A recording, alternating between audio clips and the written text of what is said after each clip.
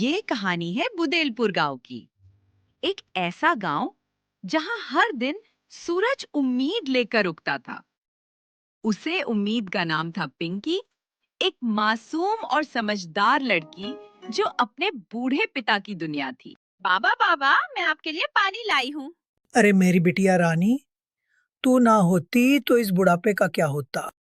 उस रात कुछ तो अजीब था। ना हवा थी ना चांदनी, जैसे गांव कुछ कहने की कोशिश कर रहा है। पिंकी, पिंकी, कहाँ गई मेरी बेटी? कोई है? मेरी बेटी खो गई। कहीं भूत तो नहीं उठा ले गया? ये उसी कुआं की आत्मा है जिसे बंद किया गया था। हम अगले अमावस्या तक इंतजार करेंगे। अगर तब तक पिंकी नहीं मिली तो मान जाएंगे कि वो नहीं रही।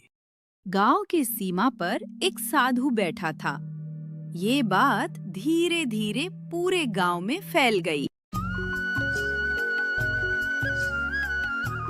अरे धनीराम भाई, गांव के बाहर एक साधु बैठा है, शायद वो जानता हो कि पिंकी कहाँ है।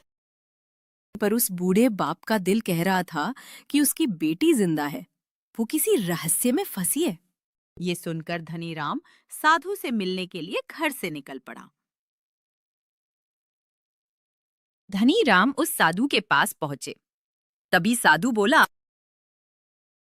जिसे तुम ढूंढ रहे हो वह समय की गहराई में है, लेकिन रास्ता आसान नहीं है। बाबा, कृपया हमारे बेटी को ढूंढ दो। कई दिनों से उसका कुछ पता नहीं है। उसके लिए तुम्हें सच्चाई और डर की परीक्षा देनी होगी। धनीराम ठान लिया कि चाहे जो कुछ भी हो जाए वो पिंकी को ढूंढ कर ही रहेगा। धनीराम मसाल लेकर जंगल की ओर चल दिया। रास्ते उसी को मिलते हैं जो दिल से खोजता है। वो अनजान राह पर जा रहा था। कुछ देर तक चलने के बाद उसकी नजर जंगल में चमकता हुआ आईने पर पड़ा। इस रास्ते की पहली रुकावट थी वो सच्चाई का आईना। यदि तुम झूठे हो तो तुम्हारा चेहरा इस आईना में नहीं दिखाई देगा। धनीराम खुद को आईने में देख पाता है। वहां से वो आगे की ओर चल देता है। थोड़ी देर चलने के बाद उसकी नजर एक गुफा पर पड़ती है। धनीराम जैसे ही गुफा के अंदर जाना चाहा, तभी गुफा से आवाज आई, रुको, अगर तुम्हें अंदर जाना है तो पहले अपना एक दुख सुनाओ। मेरी बेटी खो गई है। मेरा जीवन उसके बिना अधूरा है। धनीराम गुफा के अंदर चला जाता है। धनीराम अनजान रास्ते पर चलते जा रहा था। उसको मंजिल पता नहीं था, पर उसे इतना पता था कि वो अपने बेटी को ढूंढ कर ही रहेगा। जैसे ही कुछ दूर चला है, तभी वो गुफा से बाहर निकल जाता है। थोड़ी देर चलने के बाद उसे पेड़ पर एक तोता दिखाई दिया।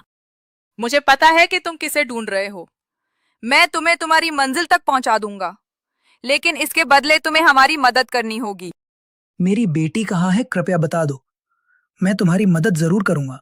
मैं विजयपुर राज्य की रानी हूँ। मुझे दुष्ट तांत्रिक ने तोता बना दिया है। उसने ही तुम्हारी बेटी को बंधी बनाकर रखा है। आने वाले अगले अमावस्या के दिन वो तुम्हारी बेटी को बलि देकर और शक्तिशाली बन जाएगा। राजकुमारी, कृपया हमें उस तांत्रिक के पास ले चले। तोता आगे आगे और धनीराम उसके पीछे पीछे जाने लगा। तुम कौन हो और यहाँ क्यों आए हो? अरे दुष्ट तांत्रिक, तूने मेरी बेटी को बंदी बनाकर बहुत बड़ी गलती कर दिया है। तुम अपने बेटी को नहीं बचा पाओगे। तुम्हें भी इस रानी की तरह तोता बना दूंगा। बाबा, आप कुली को उठाकर उस पक्षी को मार दो। इस तांत्रिक का प्राण उस पक्षी में है। जैसे ही धनीराम पक्षी को मार डाला, तभी तांत्रिक गायब हो गया। रानी वापस अपने रूप में आ गया और पिंकी भी आजाद हो गई।